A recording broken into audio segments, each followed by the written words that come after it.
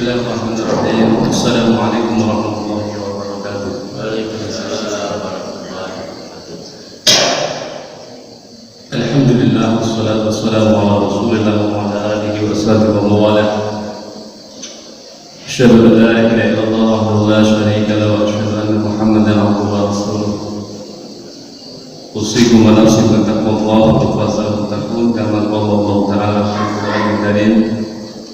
Ya ayyuhalladzina amanu taqullaha haqqa tuqatih wa la tamutunna illa wa antum muslimun. Wa qala Rasulullah sallallahu alaihi wasallam ittaqillaha haitsu ma kunta wa atbi'is sayyi'atal hasanata tamhuha wa khaliqin nasa bi khuluqin hasanin. Allahumma la sahla illa ma ja'altahu sahlan wa anta taj'alul hasana idza syi'ta sahlan. Hadirin wal hadirat rahmatullah, Bapak Ibu saudara-saudara kaum muslimin, jamaah salat maghrib yang dimuliakan Allah Subhanahu wa taala, tak bosan-bosan kita memanjatkan syukur alhamdulillah kehadirat Allah Subhanahu wa taala yang masih senantiasa memberikan nikmatnya kepada kita, nikmat sehat, lebih-lebih nikmat iman, ya, hidayah taufik, sehingga kita dijadikan hamba yang bersemangat, bukan hamba yang malas, ya. Dan kita diajari doa oleh Allah Ta'ala, Rasulullah berlindung kepada Allah dari kelemahan dan kemalasan. Allahumma inni a'udzubika minal ajzi wal kasal. Ya Allah, aku berlindung kepada-Mu dari lemah dan kasal, malas. Malas itu apa? Kata sebagian ulama, sebagian salah mengatakan malas itu dhaful iradah, lemahnya kemauan di saat dia sebenarnya mampu untuk melakukan amal kebaikan. Sholat mampu, sehat, tapi apa? Kemauannya apa? Ini namanya malas.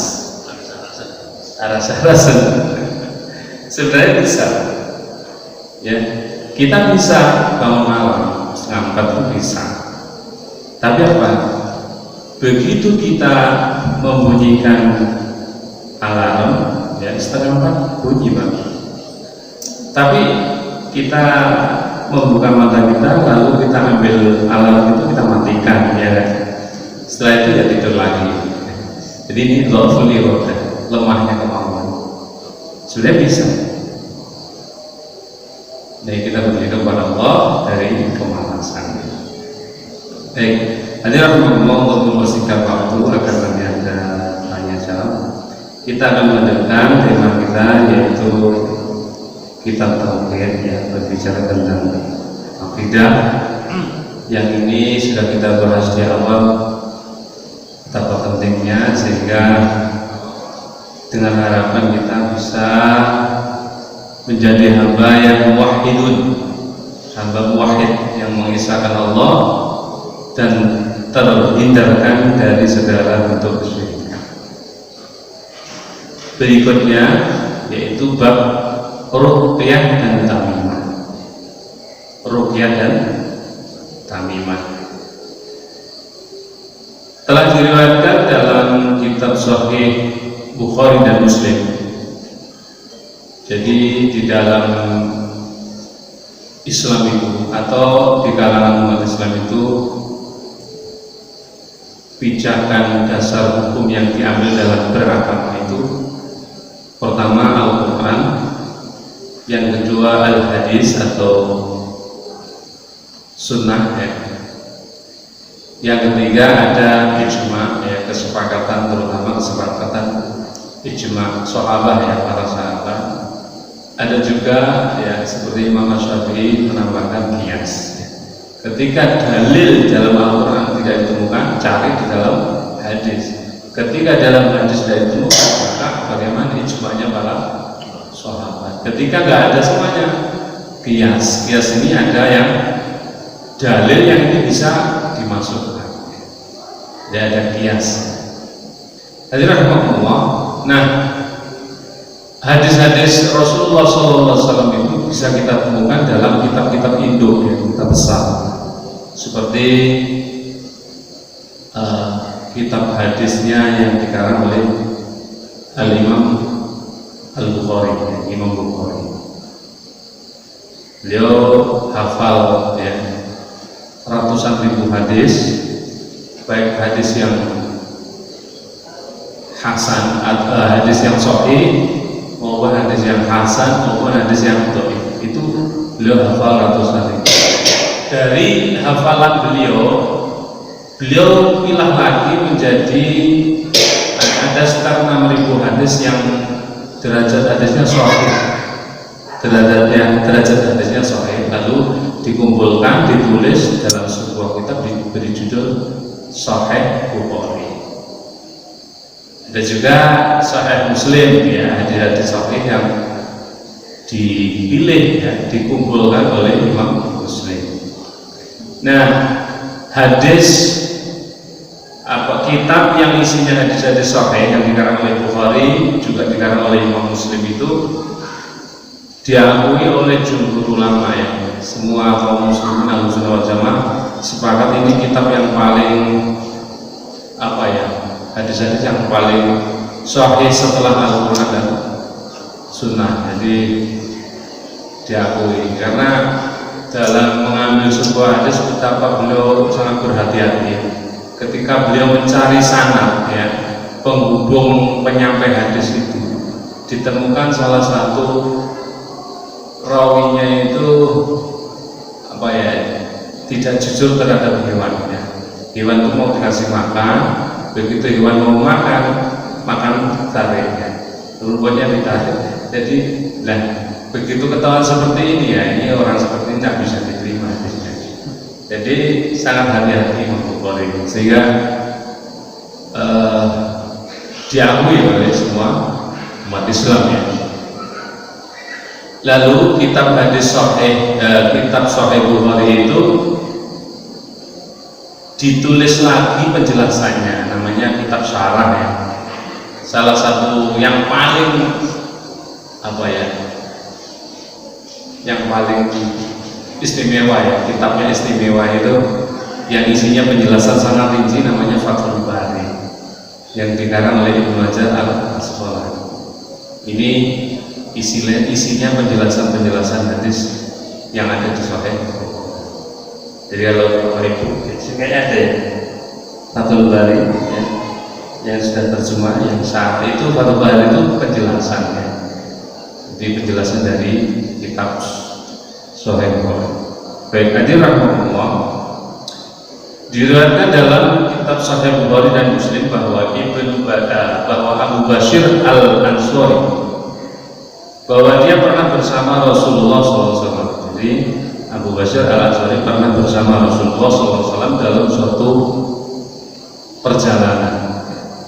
Lalu beliau mengutus seorang utusan untuk menyampaikan pesan beliau adalah Allah yadarqayanna fi raqabati ba'irin qiladatan min muwatarin aw qiladatin illa quti'at, agar tidak terdapat lagi di leher unta kalung dari tali busur panah ya. Jadi agar tidak terdapat lagi di leher unta kalung dari tali busur panah atau kalung apapun ya, harus diputuskan ya, kata Rasulullah SAW pesannya. Lalu kemudian Ibnu Mas'ud ya, sahabat, menuturkan, aku telah mendengar Rasulullah SAW qol bersabda, kata Rasulullah, inna ruqa wa tamaima wa tiwalata syirkun. Inna ruqa, sesungguhnya ruqyah, wa tamaima dan tamimah, wa tiwalata dan tiwalat, syirkun adalah syirik. Ada riwayat Ahmad dan Abu Dawud. Nah, apa yang disebut tamimah? Tamimah itu adalah sesuatu yang dikalungkan di leher anak-anak. Untuk apa? Untuk menangkal dan menolak penyakit ain. Maka yang dikalungkan Jika ya, yang dikalungkan itu berupa atau berasal dari ayat-ayat Al-Quran, sebagian ulama salaf memberikan keringanan dalam hal ini, dan sebagian yang lain tidak memperbolehkan dan melarangnya. Siapa mereka di antaranya yang melarang boleh? Di antaranya adalah Ibnu Mas'ud. Ibnu Mas'ud ini tidak setuju ya, meskipun pakai ayat-ayat Al-Quran tidak setuju.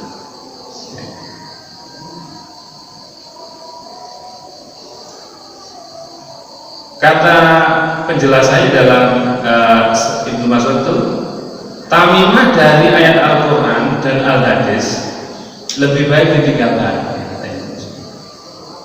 karena tidak ada dasarnya dari syariat ya, tidak ada dasarnya. Bahkan hadis yang melarangnya bersifat umum, tidak seperti halnya ruqyah. Kalau ruqyah ada hadis lain yang membolehkan. Di samping itu, apabila dibiarkan atau diperbolehkan, kata Ibnu Mas'ud, akan membuka peluang untuk menggunakan tamimah yang haram. Ini beliau lebih hati-hati ya, lebih hati-hati. Nah, yang kedua, ruqyah. Apa itu ruqyah? Ruqyah itu penyembuhan suatu penyakit dengan pembacaan ayat-ayat suci Al-Quran atau doa-doa. Ini ruqyah. Adapun ruqyah diperbolehkan, tapi dengan syarat apabila penggunaannya itu ya, di sini jelaskan, jauh dari hal-hal yang syirik ya. Ruqyah itu bahasa kita tuh mantra ya, bacaan-bacaan. Karena Rasulullah SAW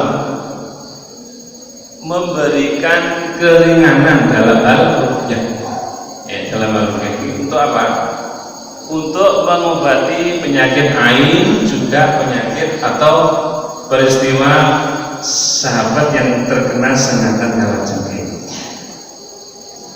Di dalam pembahasan itu ada ruqyah syar'iyyah yang diperbolehkan oleh syariat, ada yang ruqyah ghairu syar'iyyah. Ruqyah syar'iyyah itu seperti membaca ayat-ayat suci Al-Quran, misalkan ayat kursi, Allah la ilaha illa huwal hayyul qayyum la ta'khudhuhu sinatun wa la nawm lahu ma fis samawati wa ma fil ardh man dhalladhi yashfa'u 'indahu illa bi'idhnihi ya'lamu ma bayna aydihim wa ma khalfahum wa la yuhituna bi shay'in min 'ilmihi illa bima syaa wasi'a kursiyuhu samawati wal ardi wa la yamutuhu hifdhuhuma wa huwal 'aliyyul 'azim. Baca ayat kursi ya. Ini boleh. Juga baca surah Al-Fatihah ya. Baca Al-Fatihah. Juga surat yang lain seperti Trikul, Qul huwallahu ahad, Allahus samad, lam yalid wa lam yulad wa lam yakul lahu kufuwan ahad. Juga Al-Falaq, An-Nas ya. Juga ayat-ayat yang lain. Dua ayat terakhir surat Al-Baqarah, Amana Rasul bima unzila ilaihi min rabbi wal mu'minun, Kullun, dan seterusnya itu. Atau ayat-ayat yang lain ya, pakai surat Yasin boleh, pakai surat Al-Jin boleh ya. Semua Al-Quran, semua ayat-ayat dalam Al-Quran bisa dipakai ruqyah ya. Tapi ada ayat-ayat Al-Quran yang dituju oleh Rasulullah SAW, seperti dua ayat terakhir surat Al-Baqarah, seperti ayat kursi Allahu la ilaha illa huwa. Nah, teknisnya bagaimana Pak? Bisa dipakai sebagai doa, bisa juga menggunakan wasilah perantara air putih. Kita bacakan tadi Al-Fatihah ya. Sebaiknya tidak menentukan jumlah berapa kali kalau tidak disebut dalam keterangan hadis Rasulullah. Contoh Pak ya, kita membaca Subhanallah, Subhanallah, Subhanallah. Kenapa 33 kali? Karena Rasulullah mencontohkan 33 kali. Kalau di luar sholat mau 100 kali boleh, mau 1000 kali boleh ya. Tidak dihitung juga boleh. Biasanya kalau orang ikhlas itu nggak dihitung. Ya. Tapi kalau mau khususkan, misalkan bacalah 2000 kali maka kamu akan begini. Ya, yang ini butuh dalil, harus disertakan dalilnya. Karena kita beragama itu mengikuti Rasulullah SAW. Salah satu hikmah diutusnya Rasul seperti Nabi Muhammad itu apa? Iqta'u uswatil hasanah, memberikan keteladanan yang baik. Jadi cara beragama kita itu mengikuti Rasulullah supaya apa? Supaya benar seperti yang dikehendaki Allah, diridai Allah. Nah kalau Rasul itu kan sudah menyeluruh keteladanan yang ada dalam diri Rasul. Laqad kana lakum, sungguh telah ada bagi kamu fi Rasulillah, di dalam diri Rasulullah, uswatun hasanah, suri teladan yang baik. Jadi lengkap. Profil Rasulullah itu perbuatan, ucapan, tindakan, keyakinan semuanya lengkap ada dalam diri Rasulullah. Makanya waman ata'a Rasulullah faqad ata'a Allah. Siapa yang mentaati Rasul berarti dia mentaati Allah. Nah makanya kita dilarang dalam hal beribadah ya, mengadakan caranya sendiri, mengadakan cara sendiri yang tidak ada pendorong dasar hukumnya, yang tidak ada pendorong dasar hukum. Makanya dalam beribadah itu ada rambu-rambu. Ibadah itu dibagi menjadi dua, ibadah mahdhah dan ibadah ghairul mahdhah. Ibadah mahdhah itu apa? Petunjuk pelaksanaannya, jumlahnya jelas. Kayak haji, ya kan? Sholat itu kan jumlahnya jelas. Zakat dan sebagainya. Ada yang ibadah ghairul seperti muamalah, yaitu prinsip-prinsip yang diberikan, tapi modelnya itu beda sama beda. Oke, hadirin rahmatullah,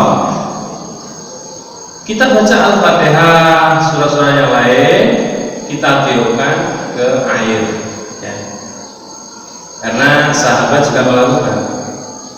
Pernah sahabat itu sakit perut ya.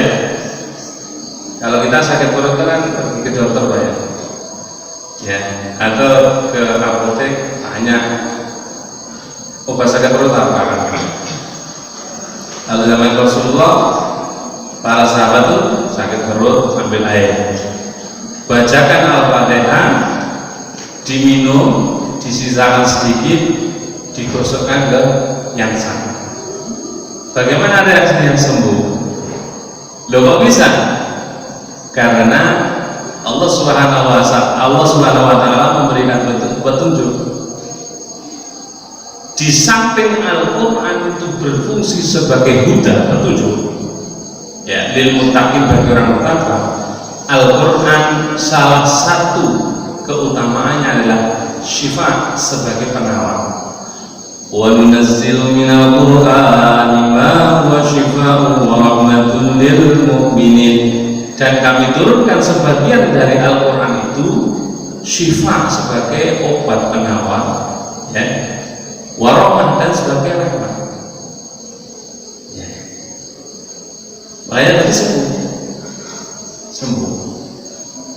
Termasuk Bapak Ibu rahimahumullah, banyak peristiwa-peristiwa orang punya sakit yang lama, sudah pergi ke dokter, bahkan mungkin dokter spesialis, tapi nggak sembuh Pak. Ya, obat, terapi, treatment dikasih tapi belum sembuh. Nah, kemudian melakukan ikhtiar lain yaitu ruqyah, ya, dibacakan dengan ruqyah, dengan bacaan-bacaan Al-Quran. Alhamdulillah bisa sembuh Pak. Saya ada testimoni, ya. Ada seorang bapak usia kurang lebih 50 tahun, punya sakit komplikasi, di antaranya jantung, ginjal dan sebagainya. Nah, berobat ke dokter itu sudah ke spesialis ya, berkali-kali.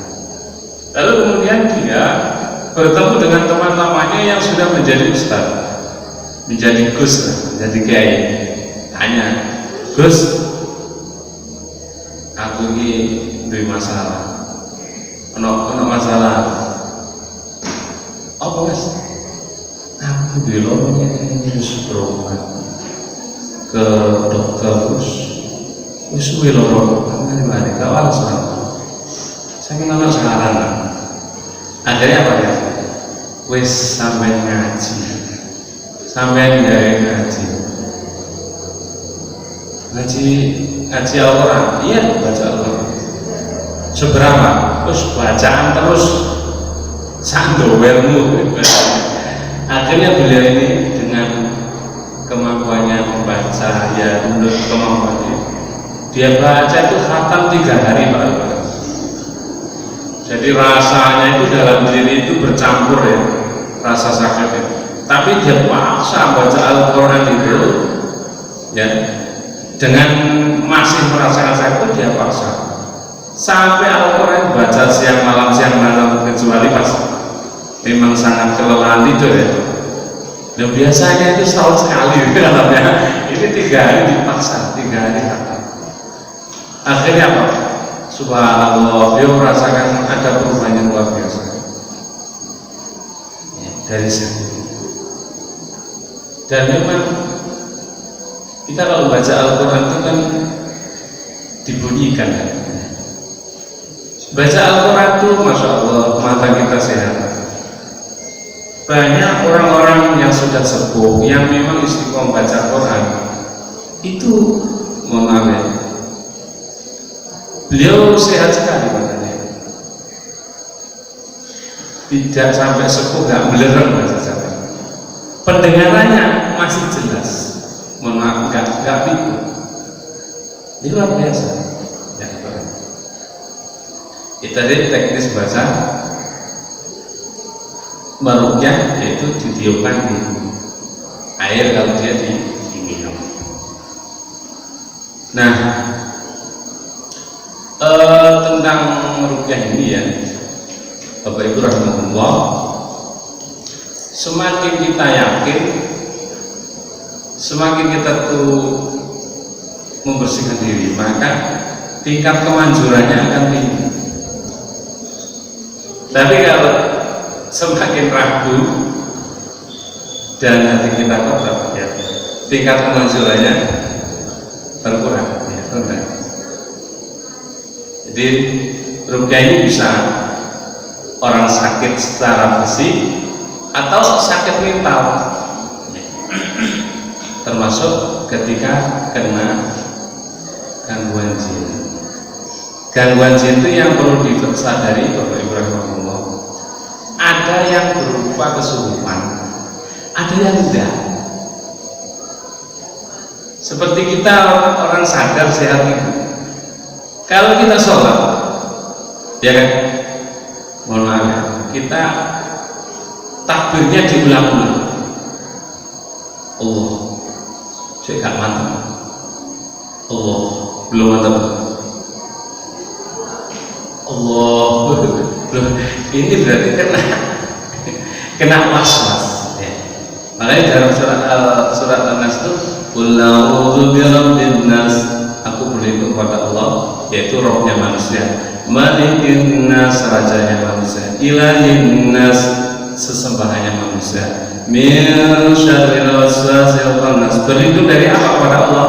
Berlindung kepada Allah dari waswasil khannas, bisikan-bisikan setan yang tersembunyi. Inna syaitana, setan itu yajri majra dami, masuk melalui aliran darah. Kemudian dia membersihkan dalam.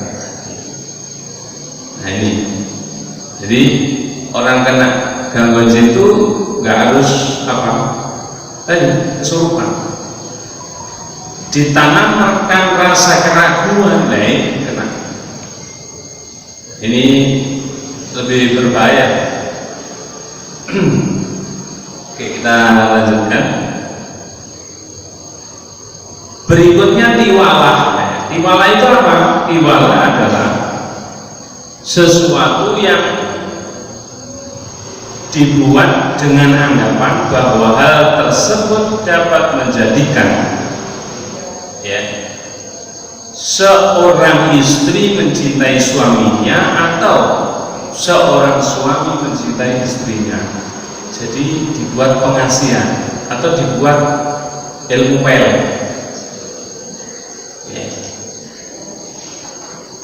Seorang suami mungkin merasa kok istrinya kok nggak memperhatikan, nggak setia gitu. Akhirnya suaminya datang ke dukun atau apa, terus dikasih ini tiwalah, ini kamu pakai, dia akan mencintaimu. Nah ini namanya tiwalah.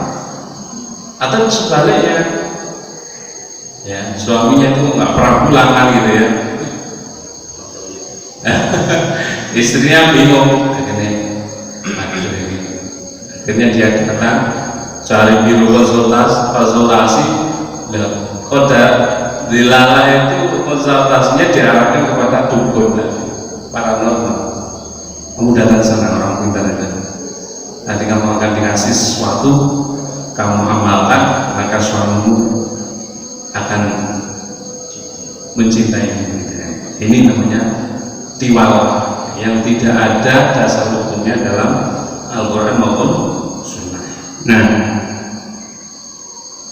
inna ruqawat tadi, inna ruqawat tama'in wa tiwalata syirkun. Jadi ruqyah yang dimaksud itu ruqyah ghairu syar'iyyah, ya, yang dibacakan oleh dukun, ya, paranormal, yang tidak ada sandarannya, yang mengandung syirik. Watama'imah dan tamimah atau jimat-jimat berupa benda dikalungkan di leher dengan tujuan menangkal penyakit atau ini. Kemudian watiwalata dan tiwalah, ya, syirkun, itu adalah syirik. Di dalam hadis marfu dari Abdullah bin Ukaim, ya, Rasulullah SAW bersabda, man ta'alaqa syai'an wukila ilaihi. Man ta'alaqa syai'an, barang siapa yang menggantungkan sesuatu, ya, dengan anggapan bahwa barang tersebut bermanfaat atau dapat melindungi dirinya, maka Allah akan menjadikan orang tersebut selalu bergantung kepadanya. Saya pernah cerita begitu ya. Jadi dulu ketika orang merantau itu kalau dulu yang ramai tahun 80, 85 itu atau sekitar 90 ke bawah itu ke Malaysia, ke Brunei, ya, atau ke Sumatera, ya, ke Sumatera, ya, di sana kebun kopi, ya, merantau ke sana. Nah, ketika berangkat lagi ke sana itu dia datang ke kiai, ya kebetulan ini kiai jualan itu sabuk yang diisi, ya, raja-raja itu, terus dibilang ini kebal. Akhirnya orang itu beli, waktu itu mahal, bahkan kalau orang ke Malaysia itu waktu itu berani beli dengan mahal 1,5 juta. Padahal harga sabuknya lah nggak sampai 50.000 bisa mandi. Sekarang aja sabuk itu nggak sampai 50.000 sabuk dari kulit. Nah, ini namanya kalau sudah berbau uang itu kiai aja bisa. Ya, kulus saya dipulus mampus. Kalau kena fulus semuanya jadi loyo kan. Nah, akhirnya apa? Orang yang semacam ini selalu ketika dia bawa sabu itu yang isinya raja-raja itu atau dianggap kebal itu, dia pede, ya berani. Tapi begitu itu lepas dan tertinggal, dia hilang ketergantungan. Makanya dikatakan man ta'ala qasai'an, barang siapa yang menggantungkan sesuatu ya dengan anggapan tadi ada bisa membuat dia kebal atau sebagainya, ukila ilaihi, maka Allah menjadikan orang tersebut selalu bergantung Pak. Padahal kita ini disuruh apa Pak? Disuruh bertawakal kepada Allah Subhanahu wa Ta'ala, disuruh bergantung kepada Allah Subhanahu wa Ta'ala. Apalagi kalau perang, ketika perang melawan orang kafir dan mereka memusuhi umat Islam, maka kalau dia itu pakai ilmu kekebalan, ya kan salah satu hadiah terbesar dalam perang itu bagi orang yang perang itu mati syahid. Salah satu keutamaan mati syahid itu dia akan masuk surga tanpa dihisab dan dinikahkan dengan 72 bidadari. Nah kalau dia berperang kan nggak syahid-syahid ya. Padahal Rasulullah ketika perang Uhud itu terluka, giginya roboh, terluka. Berarti Rasulullah nggak pakai ilmu kebalan. Dan bisa aja kalau Rasulullah istilahnya minta tolong kepada Allah kan, bisa saja kan. Tapi karena Rasulullah itu uswah kedua, contoh teladan. Makanya semuanya rasional dan bisa dipahami semua, bisa tidak aneh-aneh. Nah itu hadis riwayat Ahmad dan Tirmidzi. Hadis berikutnya Imam Ahmad meriwayatkan dari Ruwaifi. Rasulullah pernah bersabda kepadanya, ya, hai Ruwaifi, semoga engkau berumur panjang. Oleh karena itu sampaikanlah kepada orang-orang bahwa ya, barang siapa yang menggulung jenggotnya, ya mungkin masa itu orang membiarkan jenggotnya terus digulung jenggotnya, atau memakai kalung dari tali busur panah, atau bersuci dari buang air dengan kotoran binatang atau tulang, maka sesungguhnya Muhammad berlepas diri dari orang tersebut. Jadi Rasulullah menolak, menentangkan, tidak mengizinkan. Waqi meriwayatkan bahwa Sa'id bin Zubair berkata, barang siapa yang memotong tamimah, memutuskan tamimah dari seseorang, maka tindakannya itu sama dengan memerdekakan seorang budak. Padahal memerdekakan seorang budak itu ya, biasanya kalau menebus dengan uang itu mahal Pak, dan pahalanya besar. Kalau ada orang pakai tamimah, jimat, gelang atau kalung yang dianggapnya punya daya tangkal terhadap penyakit atau bahaya, lalu kita minta dia putuskan atau kita putuskan, maka tindakannya itu sama dengan memerdekakan seorang. Ini dalam rangka memutus ya rantai atau menutup celah kesyirikan, pintu kesyirikan. Karena syirik itu luar biasa kan, dosa yang paling besar, dan Rasulullah sangat konsen dalam hal itu ya, jangan sampai umatnya itu berbuat syirik. jangan sampai buat syirik, karena syirik ini yang paling dibenci oleh Allah. Allah itu kan inginnya diesakan, karena memang Allah itu esa, ya. Wong, kalau kita saja berpikir, masa orang kok mau menyayangi Allah padahal dia itu siapa? Hanya Allah itu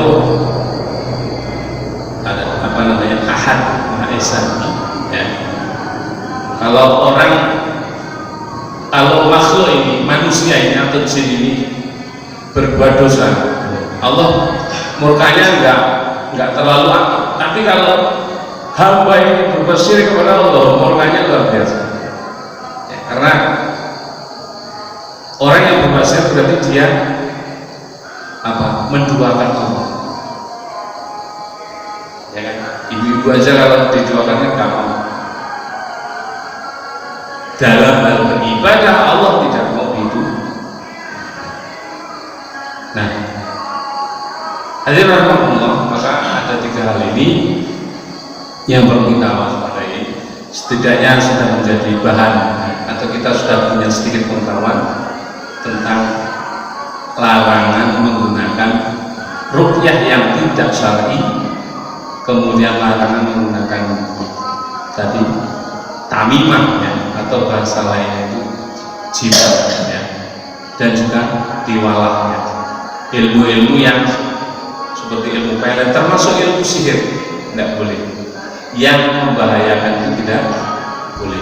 Yang membuat orang putus tali silaturahim juga tidak boleh. Yang membuat orang itu terzalim juga tidak boleh. Jadi rahmatullah, mungkin ada yang tanyakan?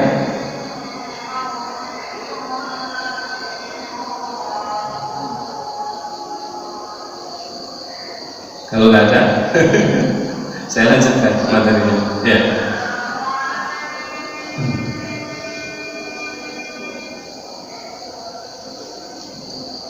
Berikutnya adalah mengharapkan berkah dari pepohonan, bebatuan atau yang sejenisnya.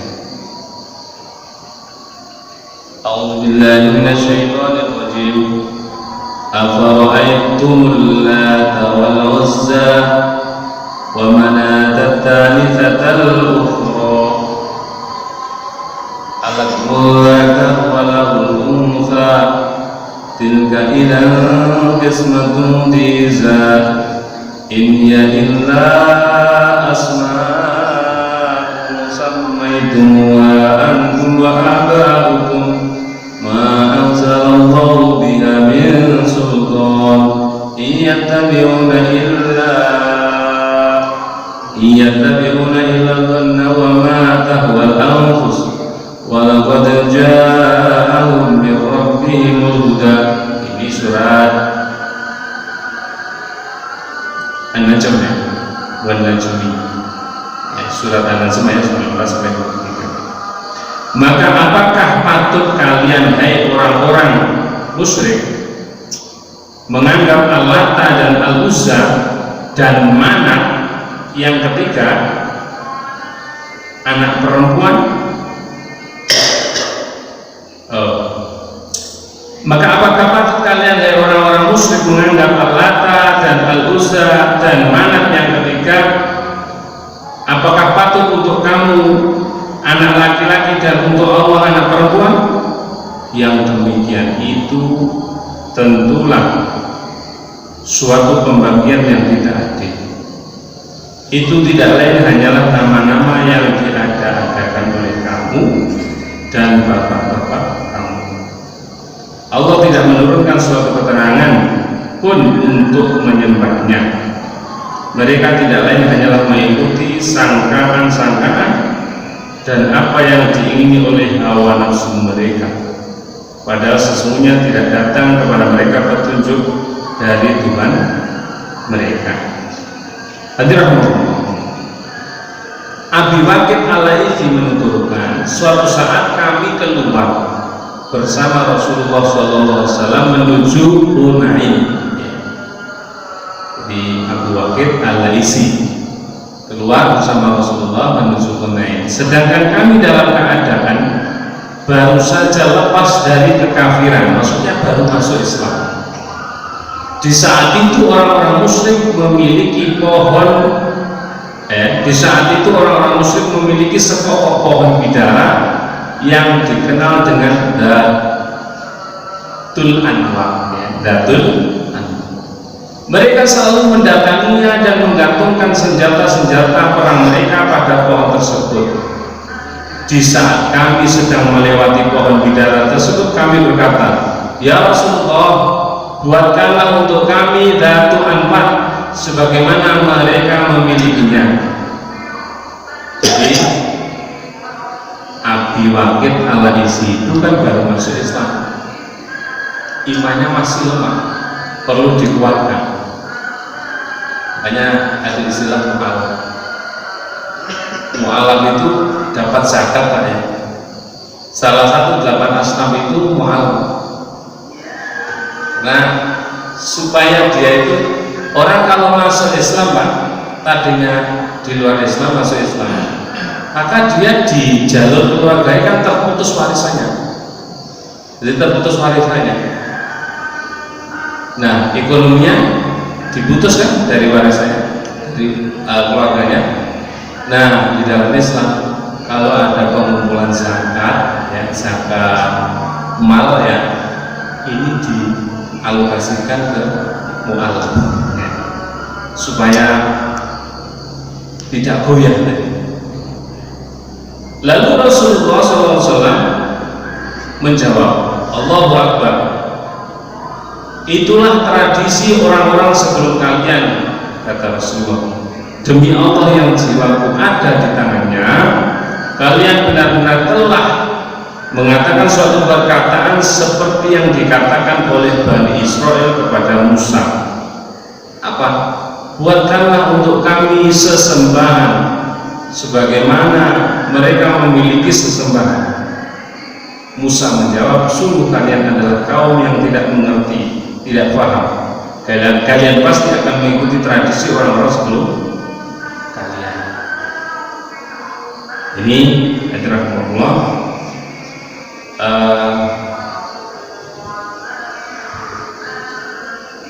tentang tujuannya kalau orang-orang musyrik tadi meminta keberkahan ya kepada pohon tadi bidara tadi yang disebut Datul Anwar tadi. Mereka itu ya melakukan itu semua untuk mendekatkan diri kepada Allah karena mereka beranggapan bahwa Allah menyukai perbuatan itu ya. Padahal tidak diperbolehkan.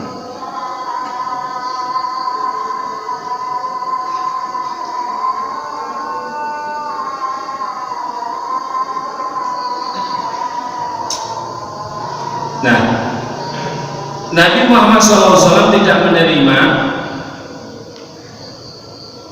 alasan mereka, bahkan menyanggahnya dengan sabdanya Allahu Akbar ya, "Sungguh itu adalah tradisi orang-orang sebelum kalian dan kalian akan mengikuti mereka." Beliau bersikap keras terhadap permintaan mereka itu dengan dengan ketiga kalimat tadi. Nah, hadirin rahmatullah, saya ada di luar. Banyak pelajaran dari kisah atau peristiwa yang dikisahkan oleh Rasulullah SAW ya. Di antaranya kita diperintahkan untuk menutup pintu yang menuju kemusyrikan. Tadi kan dia melihat ada orang jahiliyah datang ke pohon bidara ya kan, minta keberkahan. Lalu sahabat yang baru masuk Islam tadi minta kepada Rasulullah agar dibuatkan pohon seperti itu. Kemudian Rasulullah dengan tegas menolak ya. Artinya ini adalah menutup pintu kemusyrikan. Yang kedua, larangan meniru dan melakukan suatu perbuatan yang menyerupai perbuatan orang-orang jahiliyah. Man tasyabbaha biqaumin fahuwa minhum. Man tasyabbaha, barang siapa yang menyerupai biqaumin suatu kaum, dalam hal ini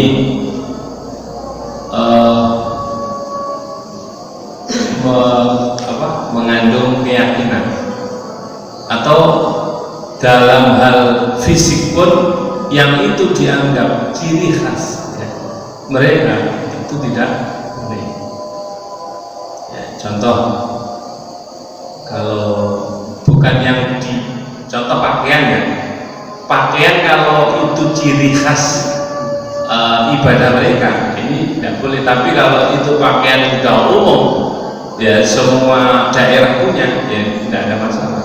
Jadi itu bukan ciri khas mereka.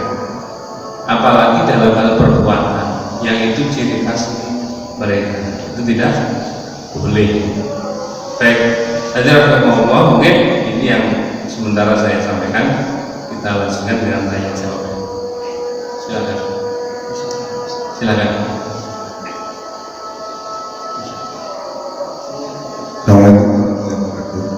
Assalamualaikum.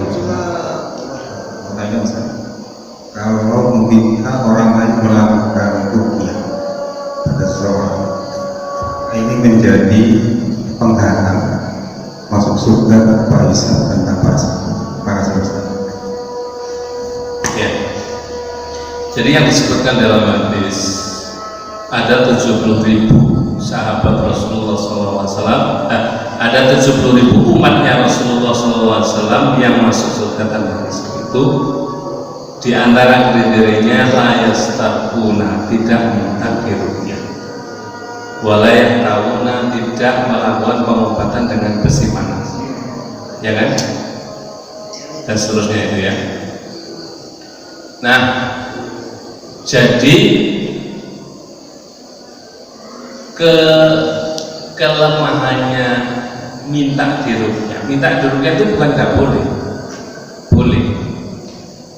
Minta diruqyah itu di situ disebutkan yang keistimewaannya orang masuk surga tanpa hisab itu tidak minta diruqyah. Artinya apa? Dia sepenuhnya menggantungkan kepada Allah Subhanahu wa Ta'ala, tidak minta bantuan orang lain. Ini bentuk kemurnian tauhidnya, seperti Nabi Ibrahim itu tidak minta bantuan makhluk.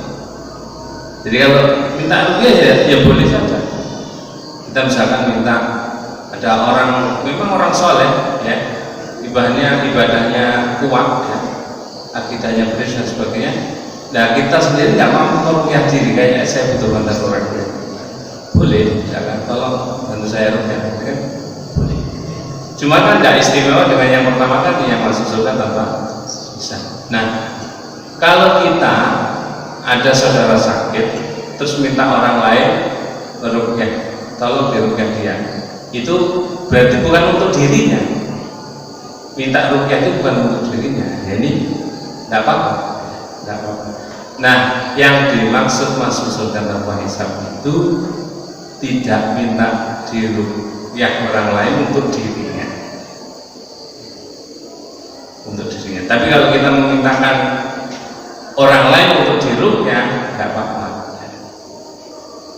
Jadi orang itu butuh bantuan, seperti orang sakit dicarikan dokter kan, butuh bantuan, merasa kayak diobati kan gitu.